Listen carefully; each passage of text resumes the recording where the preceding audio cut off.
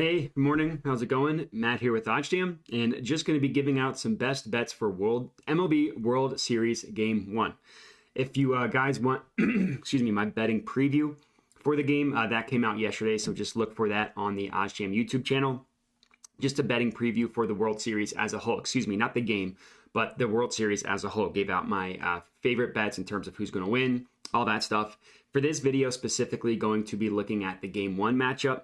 Now, to my knowledge, Game 1 starters haven't been confirmed yet, but they are. The sources are saying that it's going to be Aaron Nola versus Justin Verlander. Obviously, two elite pitchers. Verlander's probably going to win the Cy Young. Aaron Nola had been incredible in the playoffs so far, except for his last start, which was Game 2 against the Padres. He had his worst start of the playoffs, but he will have had 9 or 10 days of rest since that Game 2. It was his Game 2 against the Padres. So you figured he'll be well rested. Obviously, everybody on the Astros is going to be well rested because they haven't lost a game yet this playoffs. Just an insane run. No surprise here. Astros are pretty heavy favorites. Best odds you can find on them are at minus 154 on Circa. Not a horrible price with Bookmaker at minus 156, Bet Online at minus 159, and Pinnacle at minus 160. On the other side of the ball, the Phillies are plus 150 best odds on WinBet.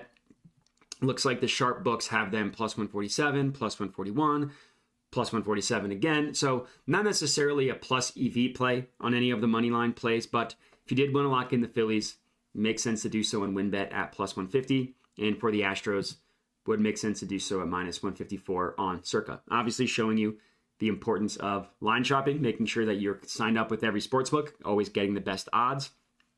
I don't really think there's anything on the run line. If you're gonna play, would make sense to just play the money line depending on who you are interested in backing. I did find an interesting play on the total. I locked this in actually in my betting preview, but it's still available. The total under 7, I think, is a pretty good bet. Every book has it at 6.5, except for Bet Rivers, which has it at 7. This half run is obviously a massive deal when it comes to baseball. It's a matter of like the 13% difference from 6 to 7 runs. And with pitchers as good as these, every run or even half a run matters. So the total lands at exactly 7. You at least push your bet. You lose every other one. So I don't think the under 7 is a horrible play. This was, again, locked in during my betting preview. For this video, specifically, I'm just going to be looking at the OddsJam positive expected value page and locking in some positive expected value plays from OddsJam. There looks to be 3 on here, on the positive expected value page. So we can just start off with the first one, Phillies team total under 2.5. So the play is at plus 118 on Bet Rivers. So I'm going to go ahead and lock this one in. It hurts, because as you can tell from my hat, I'm sure you're not surprised. I love the Phillies. I absolutely hope the Phillies win. But this is a pretty good play, getting them to go under 2.5 runs. So I'm going to go ahead and lock this in. This is a half of a unit play for me. Phillies team total under 2.5. So let's chat about the math behind this. So the no vig odds, which OddsJam calculates, it's actually pretty cool the way it works. The OddsJam software back-tested, or I guess the OddsJam, the engineers back-tested thousands of betting opportunities. And then with the main goal, just trying to determine what sportsbooks are the smartest in terms of pricing odds. And then once they made that determination from all of that testing, they collected all that data, they ran all the calculations, they removed the VIG from all of those different sharp books using a weighted average. So sportsbooks that are the sharpest will have obviously higher weight in terms of removing the VIG.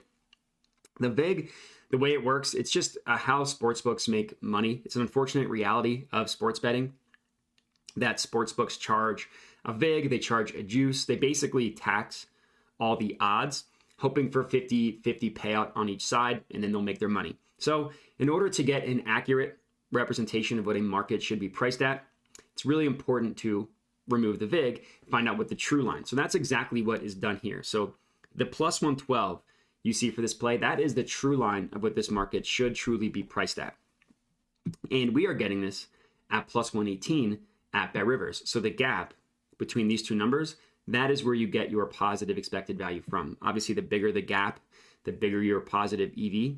Also, you can view it in your percent here. This is considered your expected profit, your expected value percent thing that's kind of cool about sports betting is over time, your expected profit and your actual profit will meet.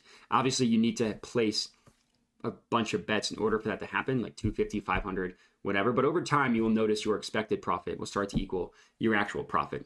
So this play makes sense from handicapping perspective. As hot as the Phillies have been, they have yet to face a team like the Astros, just in how good they are. Not only from like a pitching perspective, but from defense, from management, and they excuse me, find a weakness and will just poke a hole in it. So for game one, I can understand this. Although I will say Verlander has struggled in his career in the World Series, which is kind of funny. As good of a pitcher as he's been in his career, he's been good. He struggled in the World Series for whatever reason. But I mean, this is just an awesome play. The Phillies under 2.5, especially getting it for plus money at plus 118. So this is my first play.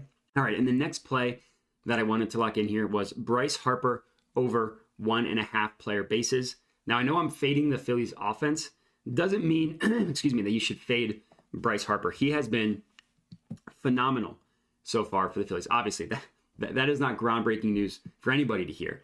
But getting him to go over 1.5 total bases. He's also had, I think, an 11-game hit streak in the playoffs. So total bases doesn't count walks, hit by pitch, anything like that. It has to be a base accrued from a hit. So a double would count, 2 singles would count, and then obviously anything over that would count as well. So plus 125 at Bet Rivers. I like it. I mean, look where all the other books price it. Pretty much even money across the board. Plus 100, plus 100, plus 105, plus 110, plus 107, plus 105. All of these books are giving you it's pricing this to be more favorable than the reflected odds that Bet Rivers is giving you. So this is a pretty good play that I like. Bryce Harper over 1.5 player bases, plus 125 on Bet Rivers. And those are going to be my 2 bets for the MLB playoffs. So I locked in the Phillies team total under 2.5 plus 118 at Bet Rivers. And then I locked in Bryce Harper over 1.5 player bases. And that's it. So if you're tailing this, good luck. Let me know. Comment on the video with your feedback. Other than that, enjoy the World Series and go Phillies. Have a good one.